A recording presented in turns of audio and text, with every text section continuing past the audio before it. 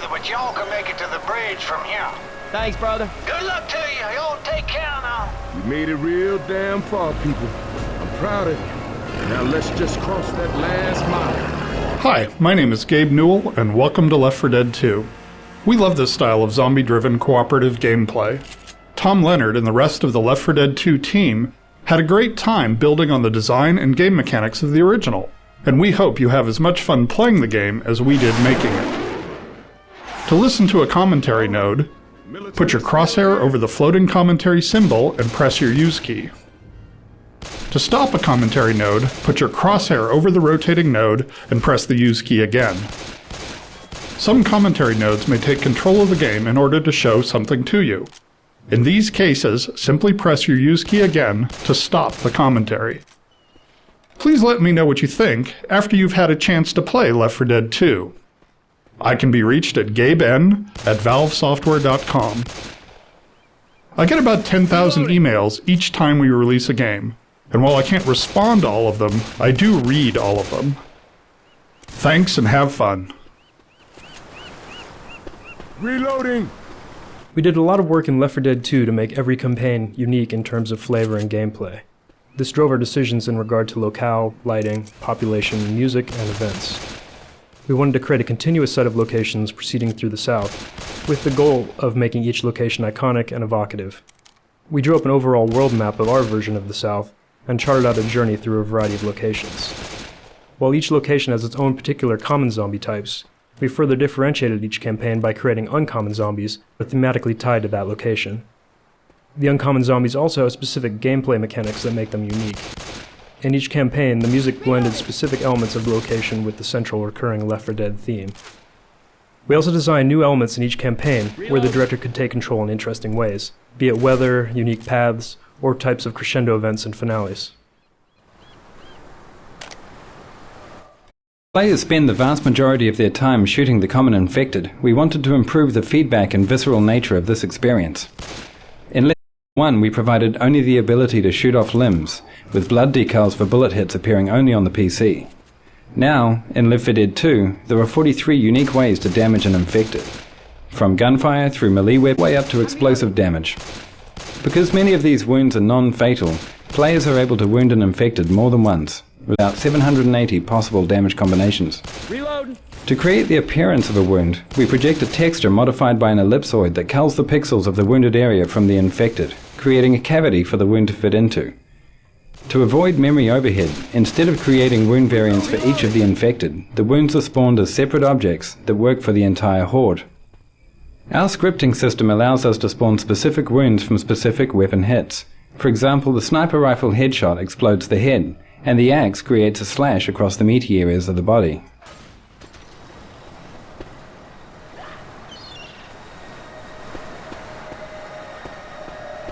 The body piles were generated by tossing self-colliding ragdolls into a level in-game, then exporting out the result. We were able to use a debugging tool to drag them into artistic piles, content creation at its most enjoyable. Unfortunately, the process was so efficient that it took only about 2 hours. The guiding sound design principles in Left 4 Dead, as well as Left 4 Dead 2, were to stay as organic as possible and to reflect the world within which the game takes place. For example, the monsters are all former human beings grotesquely transformed. And as such, all of their vocalizations are human performances, very little effects processing, if any at all. The challenge with the new character sounds in Left 4 Dead 2 was to keep them clearly audible for gameplay, reasonably believable at unrealistic distances, and clearly identifiable as unique. The existing bosses already used the pitch spectrum for differentiation, so we expanded characterizations. The Charger mutters unintelligibly to himself. The Spitter is trying to screech out her bile hairball, and the job, well, who knows what he's on about. We wanted to improve the variation on the infected while keeping their memory footprint identical. The entire horde is never comprised of more than 5 head textures and 5 body textures. We use a luminosity lookup into a gradient texture for tinting variation, allowing us to not only get a hue variation, but also a luminosity variation. For example, we can make a black or white t-shirt out of the same texture map. The gradient is broken up into zones, so that we can tint areas of clothing and skin differently. The infected texture also includes 4 distinct masks for blood and detail, such as dirt or pond scum. We randomize both the gradient masks each time an infected is spawned. We also randomize the body and head meshes, resulting in nearly 20,000 available variations in a typical map, up more than tenfold from the original Left 4 Dead.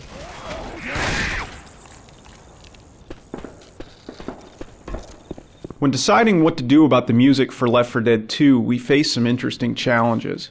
Some of the music for Left 4 Dead 1 plays an iconic and important role in gameplay, and we felt that it shouldn't really be changed. On the other hand, the game is set in the southern United States, which is rich with musical identity, so we also felt that adding some local flavor to each campaign would really help set the tone for that campaign. The solution to bridging the gap between the new local campaign music and the more horror music from the first game was solved in several ways. First, we kept all the original themes from Left 4 Dead 1, but arranged them in a style consistent with the local campaign's theme. Second, we wrote an overarching set of cinematic Southern Goth pieces for the entire game. Finally, we wrote new pieces for the new characters in the style of Left 4 Dead 1. By doing all of this, we established that these are new characters in new places, but they're sharing the experience of everyone else in the Left 4 Dead universe. Reloading! Reloading!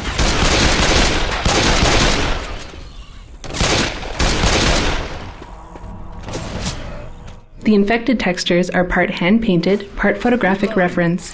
One of our team members had a nightmare folder full of photographs of people suffering from bizarre diseases and injuries. They were so hard to look at that the infected actually contained none of these. Instead, the secret ingredients for infecting normal-looking human textures are photos of housing insulation and potato skins. Reloading! We wanted to invoke the feeling that the infected have lost their humanity and behave like feral animals. Seeing their eyes glow in the dark like those of a deer in headlights helps illustrate this. To create that effect, we authored the shader for the infected so that an artist could mark the regions that should reflect towards the viewer in a texture. The artists quickly realized that they could also use this feature to make retro-reflective safety materials, which they put to use on several of the uncommon characters. You now see this effect on riot gear, Cedar hazmat suits, and construction vests. As a side benefit, we found that the retro-reflective effect also helped players identify targets in very dark areas.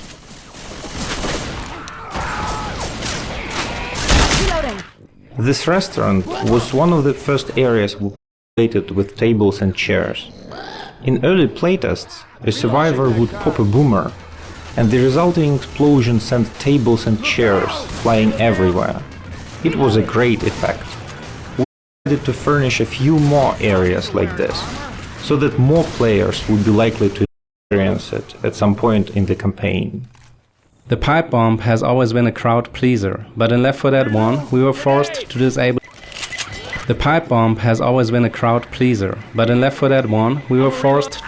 ragdolls and jibs and replace them with a blood mist due to performance issues. This time, with a new wound system, a new ragdoll solver and new part effects, we finally returned to our original vision. The pipe bomb causes visually catastrophic damage to the infected horde, to the delight of gamers and designers alike.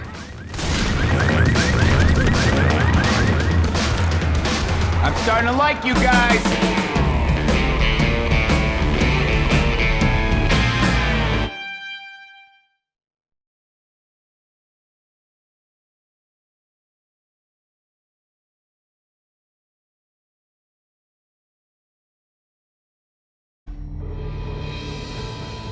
Grab it a shot. In Left 4 Dead 2, we wanted to give players who were looking for a narrative a little more. To do this, we introduced the 4 survivors to each other and the infection as we begin the game. This lets us see the world changing through their eyes, and the world is changing. Each new campaign shows a different stage in reaction to the infection. We start with Sita's naive, underwhelming response, and end with the military's cold but needed resolve to save only those they can. We also connect each campaign. So while you know you escape Whispering Oaks and Dark Carnival, you also know that it's just one escape of many on your journey to safety in New Orleans. Time does pass between campaigns, but each campaign starts with the previous rescue vehicle. We also continue to spread hints and clues to the infection. There is more story in the dialogue this time around, but players should still search for and read graffiti and notes in the world. The new Special Infected were designed with a variety of goals in mind. They needed to fill in gaps left by the other specials.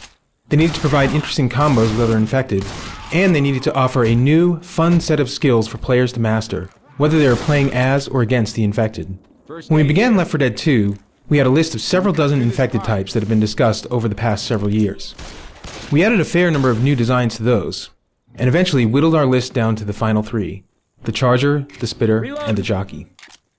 The best Survivor teams stick close together and buckle down under attack, quickly fending off Infected attacks. To provide an opening for the Infected to capitalize upon, we created the Charger. His charge attack not only separates members from the group, but will bowl down tightly clumped survivors, giving a few crucial moments for the other Infected to attack. The only non-boss Infected who is immune to being bashed, his design encourages players to keep a quick trigger finger and a watchful eye on their companions, while also keeping their distance. The Spitter's area of denial attack serves a variety of purposes. While the initial pool of acid permits a few moments for escape, its damage increases as the acid begins to do its work. Lingering in or passing through the pool of acid is a dangerous proposition, and it can quickly force a group of survivors out of a tight spot, or drive a wedge between members of a group. The Jockey is the one special that retains control after he's begun his incapacitating attack. He's also the only special that allows a survivor to maintain enough control to fight back. A well-played Jockey has many ways of driving a survivor to a deadly end, either at the hands of other Infected, or through the environment itself. Just getting a survivor far out of the group for another special to prey upon is often the Jockey's greatest strength. All of these special types provide unique opportunities for combined attacks alongside the classic Hunter, Smoker, and Boomer. The park started out having several paths that were dynamically changed for added replayability. However, playtesters found the paths confusing. When we removed the dynamic objects that forced survivors to go in certain directions, we found that having all paths open led to a better experience. Players still spend a lot of time in the park, but they could choose to go different ways every time they played the level.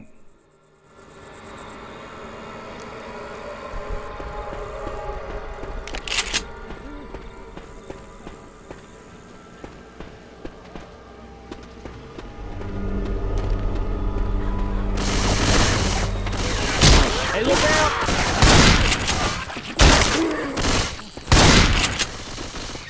Reloading! Reloading! Reloading! Look out now! Guns here!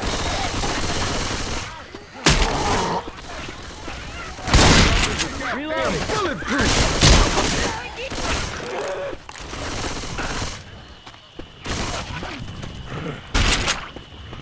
Reloading!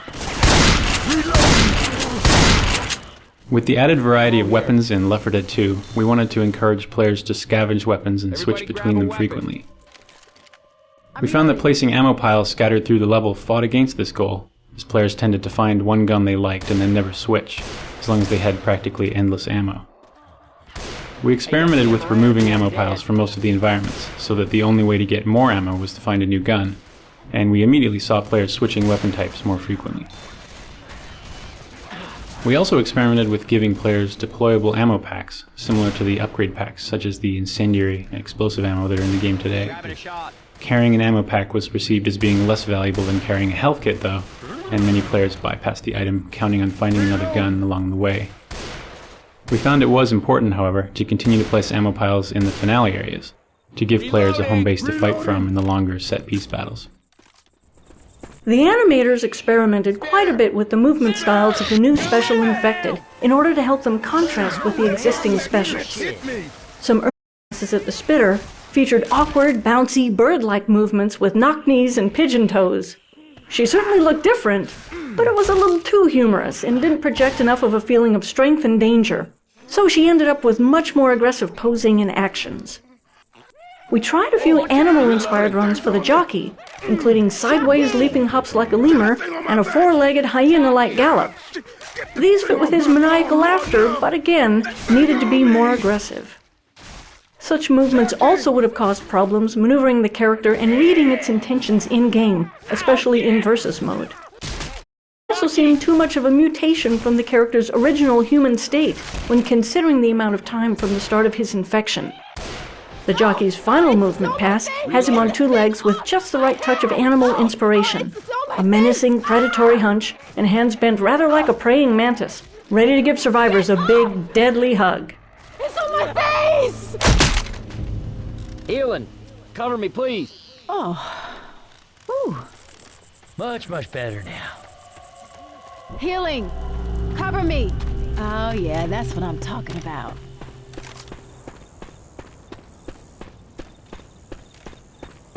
Down the alley. In Left 4 Dead 1, long narrow hallways usually meant relative safety for survivors. One player could cover the front, and another could cover the rear, while players in the middle healed. With the addition of the charge, however, the long and narrow hallways in Left 4 Dead 2 turn out to be extremely dangerous.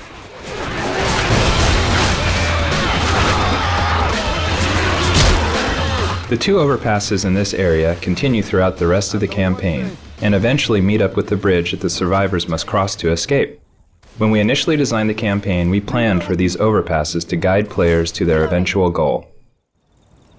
Oh, hell, now they're bulletproof? Reloading!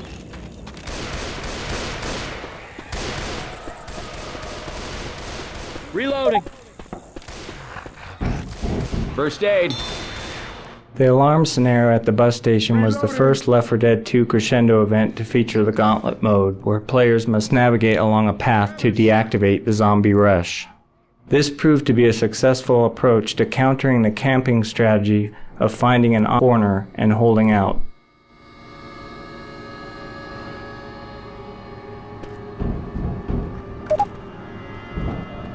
I can use these pills. I should probably for me, but what the hell? Oh, yeah. The door opens, get ready to run for the tower. Yeah, I agree. That's a good plan. Turn arm! Come on, let's go! Move your asses!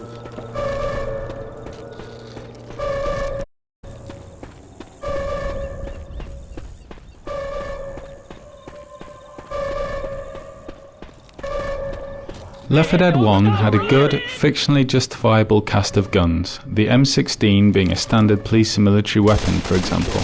In Left 4 Dead 2, we had the opportunity to do something a bit less generic and use some more interesting guns, while still being aware that we had to justify their place in the game. The Desert Rifle, for example, is used to suggest that the military had rerouted guns meant for the Middle East back to deal with the domestic crisis, hence the desert camouflage scheme on the gun. The ever-popular AK-47, which is actually part AK-74, is so plentiful that it's easy to justify its appearance almost anywhere, whereas the silenced SMG is more of an underground, criminal-looking weapon, so it's interesting to think how this has found its way into survivors' hands. The hunting rifle from Left 4 Dead 1 is back, and we've added a military sniper rifle which is double the clip size and is more of a scoped semi-automatic assault rifle, rather than the classic bolt-action sniper rifle, which would be ineffective against the Horde. Left 4 Dead 2 also features a variety of pistols, including a custom civilian handgun, a standard issue police sidearm, large caliber magnum. Turn off the alarm!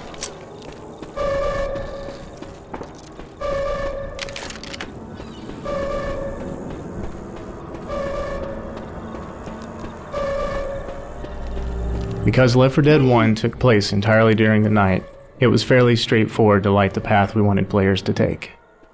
For campaigns that take place during the day, we had to find other tools to help the player along.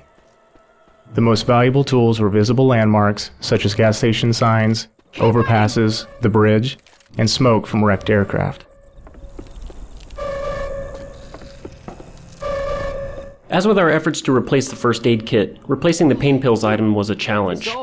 Initial versions of Adrenaline allowed players to run faster and perform certain actions faster, such as reviving other players. But the pills already give 50 temporary health points, which is enough health for injured players to run at full speed again, so the Adrenaline needed something extra. We expanded the actions that could be affected by Adrenaline, shortening the time it takes to use health kits, defibrillators, and upgrade packs. We sped up the player beyond their normal maximum speed and made them resistant to being slowed down by hits from the infected.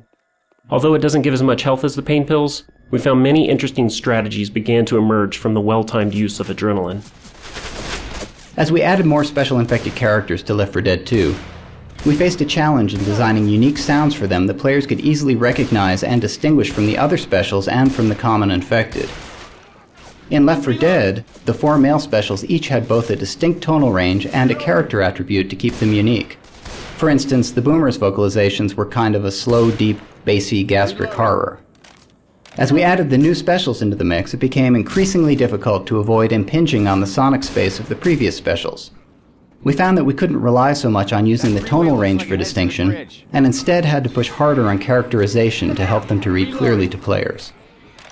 For example, the jockey is in the high, bright tonal range of the smoker, and even the upper end of the hunter. But since the infection has left his brain in a constant state of hysterical mania, his vocalizations read clearly apart from these other specials. Sometimes it can be challenging to find a characterization that will lend itself to both a special's active and idle or lurking modes. For instance, with the Charger, we started out with a non-verbal angry muttering, kind of a griping bark that we all liked.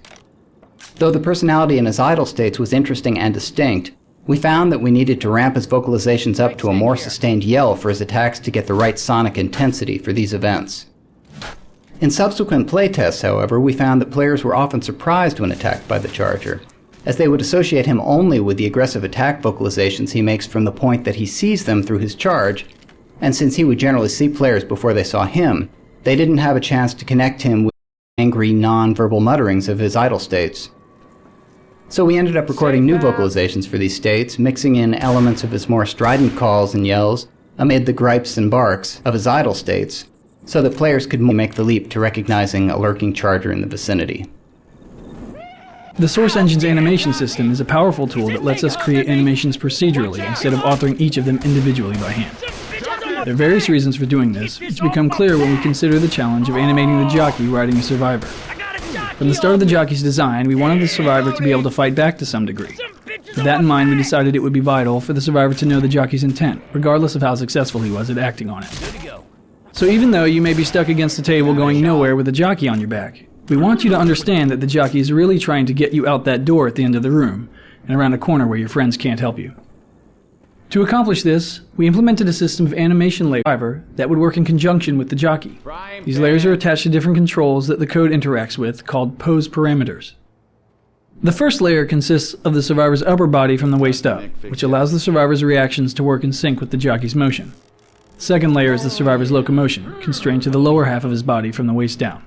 So, in the scenario we just described, when the jockey is in full control and has a clear path to the door, the code tells the upper body of the survivor and the body of the jockey to lean in that direction, and sets a post parameter for the survivor's legs to move along that vector as well. However, things get more interesting when the survivor regains some control and steers himself to get stuck on the table. Even though you've stopped moving towards the door, we don't want the jockey's animation to suddenly sit straight up and give the impression he isn't still trying to steer you there. By splitting the survivor's animation into two different animation layers that we composite together, your upper body and the jockey can remain leaning towards the door, while the code tells the legs to stop walking because you're stuck on the table and can't advance. This robust system of procedurally compositing upper and lower body animation layers and position in real time, as we've shown in this case, saved us a lot of authoring time as well as memory inside the game, both of which are finite and very valuable on any project. And that is how you do it.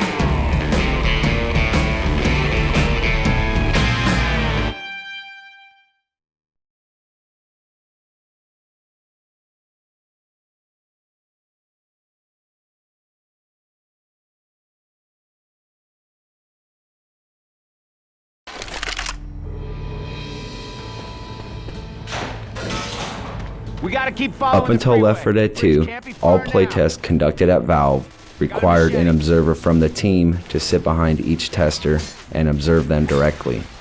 For Left 4 Dead 2, we developed a system where a single observer could view each playtester's screen in parallel with webcams that captured the playtester's reaction.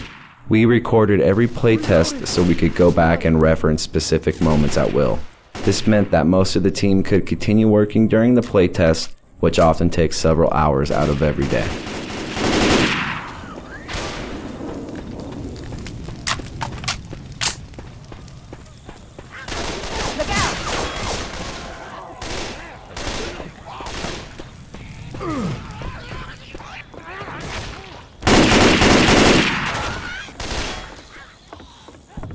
This drop onto the bus shows a good example of what we call a return.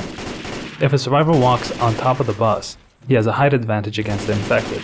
However, a smoker can pull him down off the bus so that he has to go around and up the stairs to get back with the rest of the team.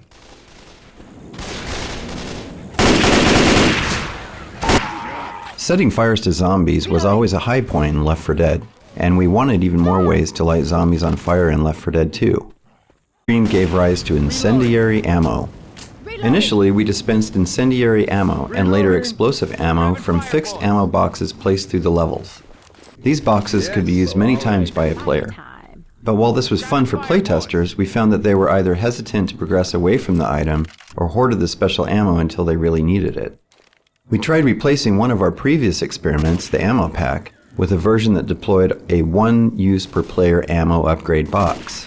This allowed players to carry the upgrade pack until they sensed they would need a little more firepower in an upcoming arena, and the player carrying it gets the satisfaction of providing a substantial buff to his teammates.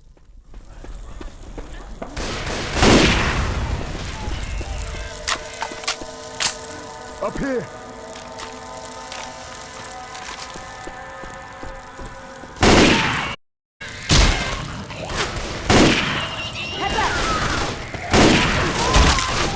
Fire bullets here!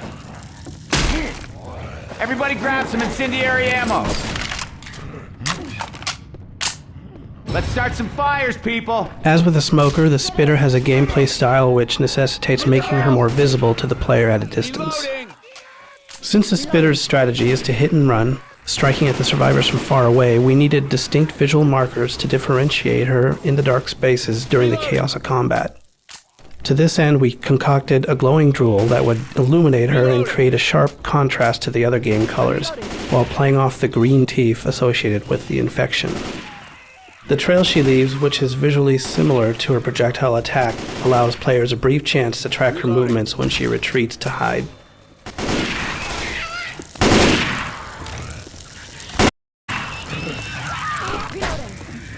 After we shipped support for custom add-on campaigns via the VPK format, we realized that while many people can install and play these campaigns, it was difficult to discover what add-on campaigns others played. We also noticed that few players were joining games of different difficulties since it wasn't clear how many other games were available for each setting.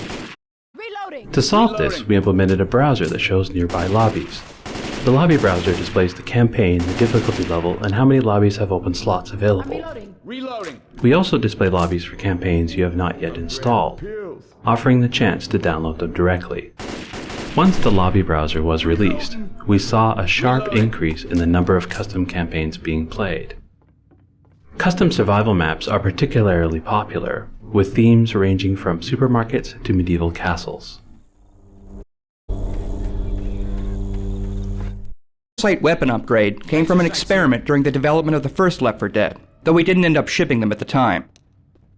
While developing Left 4 Dead 2, when we were talking about interesting items that players could scavenge out of the levels, we remembered the visual impact of laser beams.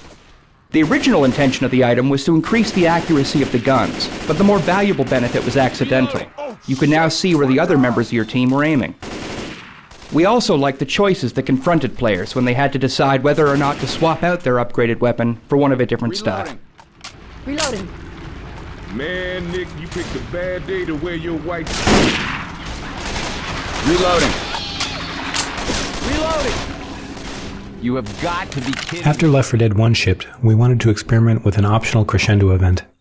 The impound lot is the final version of that experiment. It's difficult for a survivor team to navigate through without setting off a single car alarm, and if they manage it, the experience of carefully sneaking through an obstacle course full of traps is itself quite rewarding.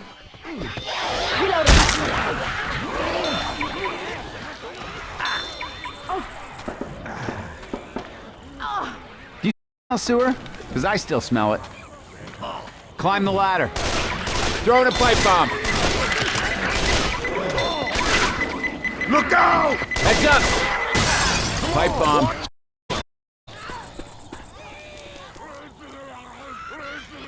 Reloading.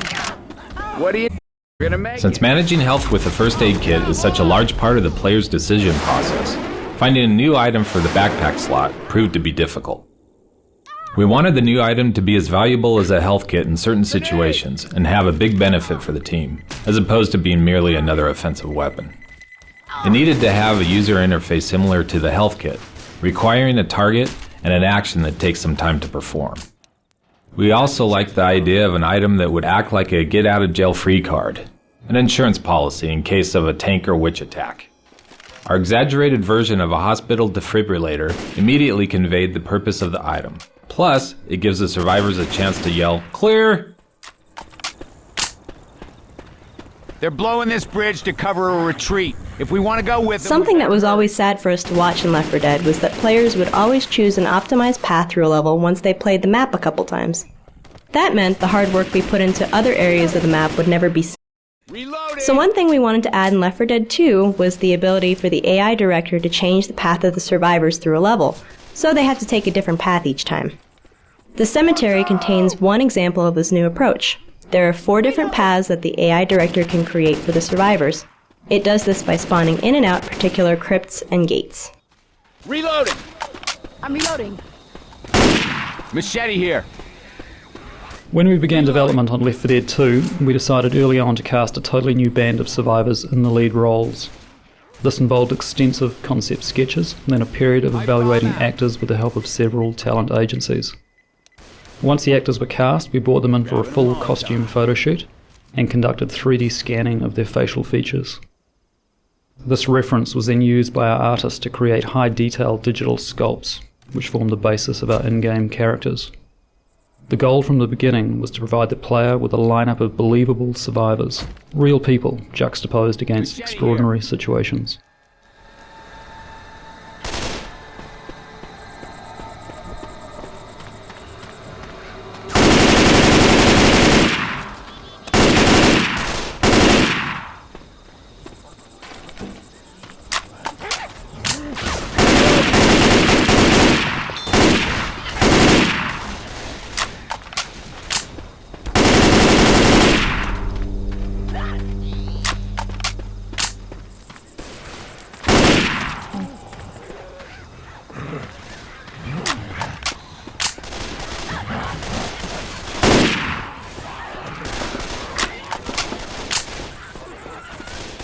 Safe house!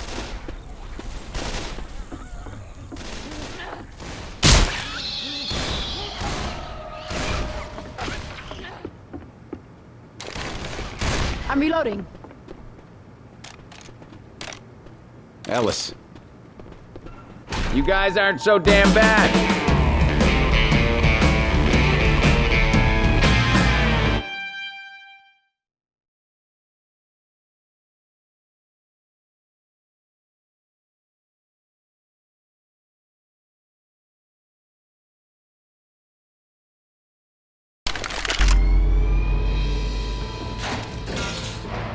The writers originally devised a biography for a convict character.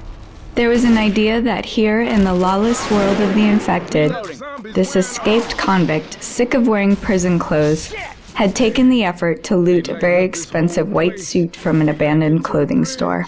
He might as well survive the apocalypse in style. This concept gradually evolved into the Riverboat Gambler.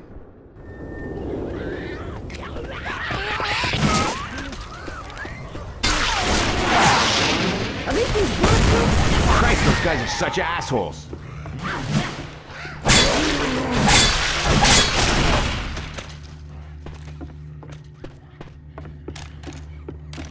This balcony was designed as a fish-in-a-barrel moment, where the survivors can come out to the street and pick off a bunch of the wandering infected without being in much danger.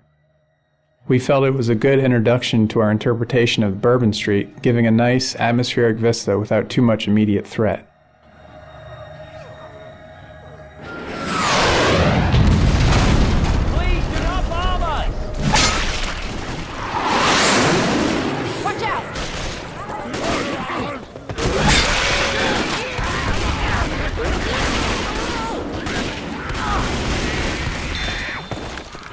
Level designers in Left 4 Dead 1 placed individual items, such as pipe bombs, Molotovs, and pills, all over the levels. The AI director had the ability to pick which instance of each item to spawn. This meant that pills would never spawn in the same place as a pipe bomb or Molotov. In Left 4 Dead 2, we decided that we wanted more variety in item spawning, so we now simply place an entity called a weapon item spawn.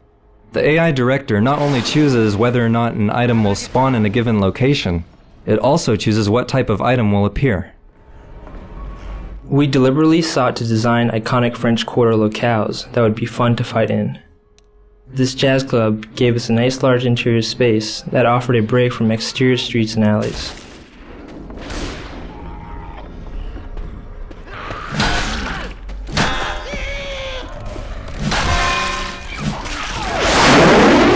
One of the challenges with melee weapons is getting them to feel right and look decent. In order to get the fire axe to look right when playing the game, it had to cross the screen within 3 or 4 frames. To enhance visibility, we swapped between the normal axe and a smeared version, along with a particle effect to cheat a motion blur. The smeared axe hits at the correct time, but allows your eyes to follow the action.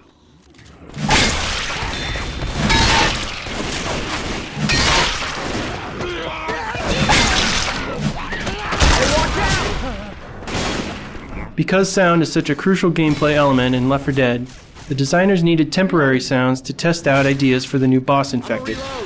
Sometimes we were able to pull temp sounds from unused performances in our library, but in Left 4 Dead 2, the sound designers did their own temp performances. The goal with these is to be just functional enough to test the new character's viability. As such, some of the temp voices for the characters were quite funny.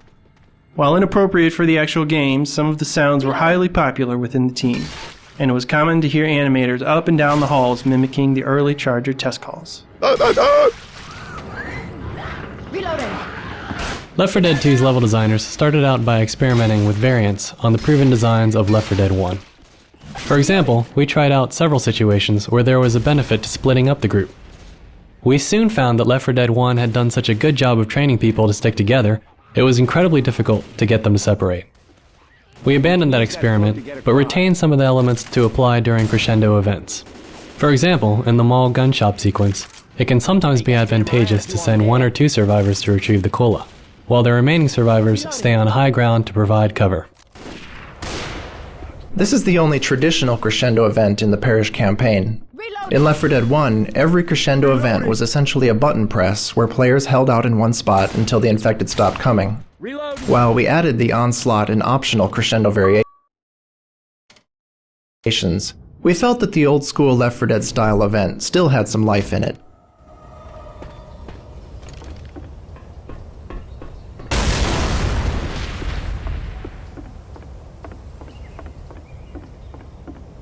This is the only traditional crescendo event in the Parish campaign.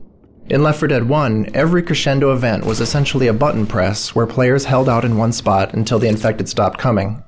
While we added the onslaught and optional crescendo variations, we felt that the old school Left 4 Dead style event still had some life in it.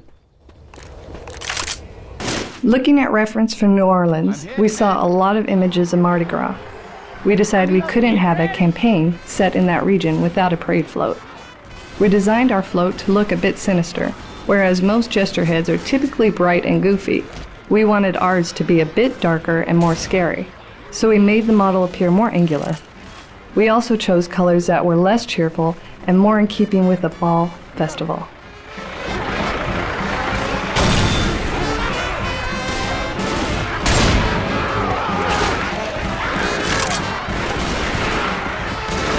Pipe bomb out!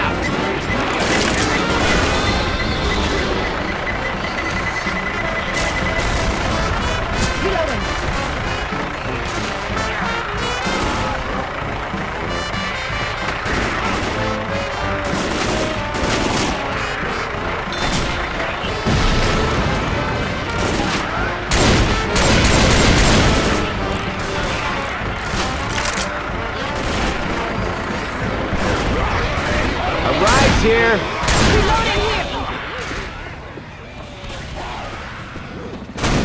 Stop bombing us! Valve has a history of supporting community developers and helping to promote their creations. And with the Left 4 Dead games, we've taken the opportunity to make the great content our community produces even more accessible with our new add-on system. Content creators can package new campaigns into a single add-on file, which end users can easily install. Users can now view titles, descriptions, authors, and other information for all of their installed add-ons via an in-game interface. Add-ons work seamlessly with the matchmaking system so that users can quickly get into games featuring community campaigns they've already installed and can easily download new ones to try. The response to Left 4 Dead add-ons has been very positive, and we were happy to see huge, all-new campaigns being played within weeks of the system going live. Given the realistic nature of Left 4 Dead, players expect the zombies and survivors to move in natural ways. However, animating that kind of motion by hand is very difficult and time-consuming, and anyone can tell when it's not quite right.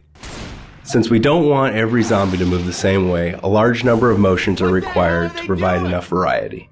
All of these constraints drove us to use motion capture. The process of motion capture really begins with the character designs. Once we've decided how we want the survivors and zombies to look and behave, we audition actors just as we would any other performance piece. For instance, a 265-pound high school coach moves very differently from a 115-pound TV producer. Using one actor for both roles would be a mistake. So we look for people who fit the body type and who can bring out the character's personality and their motion. On the other hand, in the case of the zombies, we consider them more like feral animals. So we'll use only one actor for all of them, regardless of gender. We then provide the studio with a digital character, a list of the moves we would like to do, and the props we'll need. Once actors are chosen, we head to the studio and spend a day with them recording the motions we need for the game. It's a very physically demanding day, and in order not to exhaust the actor early in the session, we oscillate the captures between high and low intensity actions. Just try crouch walking 40 feet as our survivors do, and you'll feel the burn. But that's just one of hundreds of motions we record for each character. During the session, we can watch the actor's motion applied in real time to our character model, and work with them to get the look we want. In some cases, we do multiple takes to let the actor provide us with different perspectives or to add some variety. We also record the actor on video during the motion capture to use for extra reference. With the motions recorded, the studio processes the data, and then it is up to us to extract the motions we want to keep. For some motions, we need to create loops. For example, to create a run cycle, we may only use half a second from the 3 seconds of running we recorded at the session. We augment these recorded motions with adjustments or additions by hand, and then compile them into the character models you see in-game. Realistic human motion is very subtle and noisy, and we can all tell subconsciously when it isn't quite right, even if we can't articulate why. Without motion capture, the characters of Left 4 Dead wouldn't be nearly as convincing or as interesting as they are. After we shipped Left 4 Dead, we heard a lot of positive responses about the infected that were unique to their locales. There were patients in the hospital, cops in the streets, and TSA agents in the airport.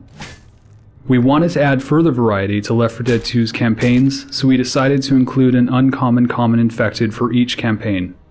The first to be added was the Ceta guy. Once we got him in the game, we realized that his uniqueness should not merely be visual, but should extend to gameplay as well. In the case of the Ceta guy, his hazmat suit suggested that he should be impervious to fire. We extended this notion when we added the Mudman, the Clown, the Construction Worker, and the Riot Cop.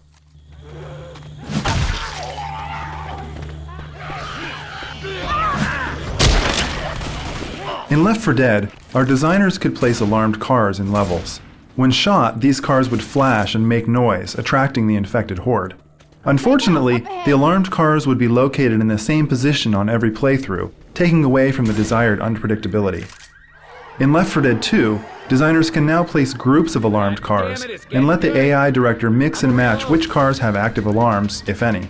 For example, in the section of the game that you've just played, there are 3 such cars whose alarm state the director can control dynamically, making this area less predictable from game to game.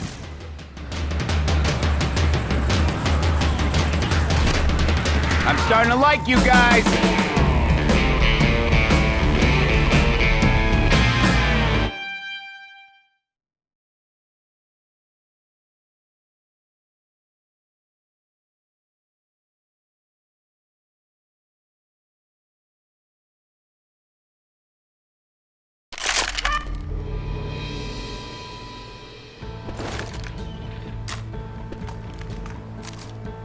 Before we run across this bridge right toward the people who've been dropping bombs on us, anyone want to talk about a plan B?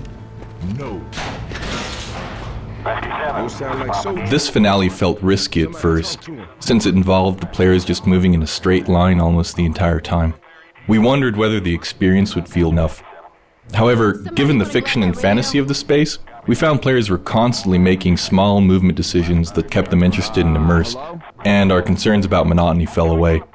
In addition, while we originally designed it to require constantly moving forward, we found the different players have different comfort levels for moving and shooting. Some players just can't do both at the same time. So we tuned the director to adapt to different play styles, adjusting the pacing so that different players would still have a good sense of progress and be able to reach the end. Game assets are more likely to make it through production if they serve the game on multiple levels. Take this bridge ramp for example. Movement-wise, it acts as the starting gate. Audio-wise, it acts as the starting gun. Visually, it blocks and breaks up a potentially uninteresting view. Fictionally, the seizing malfunction and resulting loud bang make it clear that the players have attracted every infected on the bridge.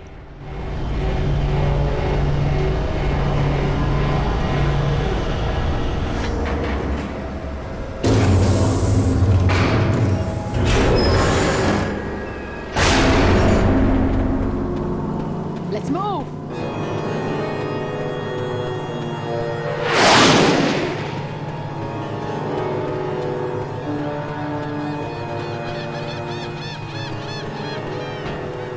One of our most important tools for creating and evaluating environments was what we called the Left For Dictionary.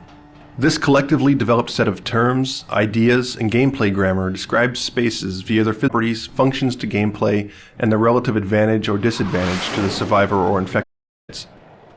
This provided the team with a shared language for types of gameplay spaces, with examples such as capillary, close quarters, open, etc. It also allowed the team to talk about and explore new permutations of spaces in a very clear way.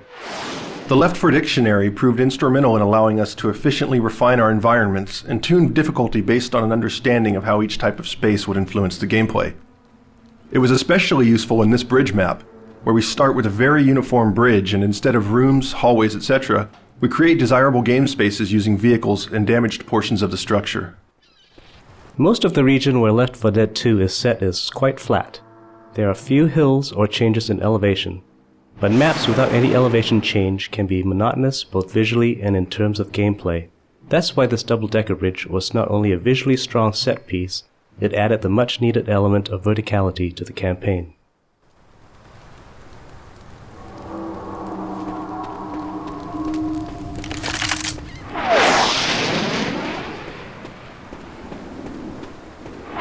Everybody grab a weapon. Stormy weather effects give the director yet another way to influence gameplay by altering the player's sensory capacity. One goal of the weather effects is to draw the team together and put them in a defensive stance, such as taking refuge within a building. In this respect, weather is much like a crescendo event, but because it's entirely under director control, it can happen at any time, any place. The storm itself is created using a combination of particle effects, fog, tone mapping, local contrast, post-processing, DSP alterations, and sound effects. While technically a storm can strike in any environment, we chose to limit it to the Milltown campaign in order to provide a fictional background for the flooding of the maps. Thus the storm is thematically tied to a new navigational challenge and creates a unique experience for that campaign.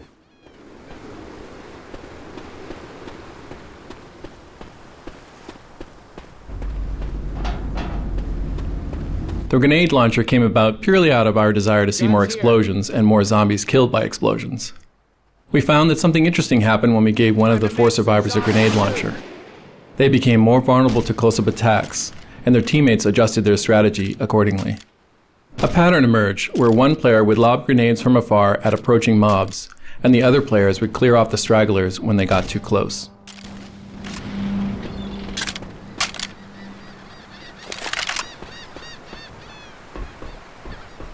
The new campaigns in Left 4 Dead 2 featured a great deal more water than in the original game. Therefore, it was a priority to improve our water rendering. One of the most important new pieces of technology enabled artists to paint water flow uniquely on each water surface. This allows us to make the water look like it's flowing in any direction we desire without any constraints. This not only looks better, it aids gameplay by subtly guiding the player where they need to go. As an example, in the swamp levels, the water usually appears to flow towards the end of the level. And water is far more convincing when you can actually see it flow around obstacles like trees and rocks.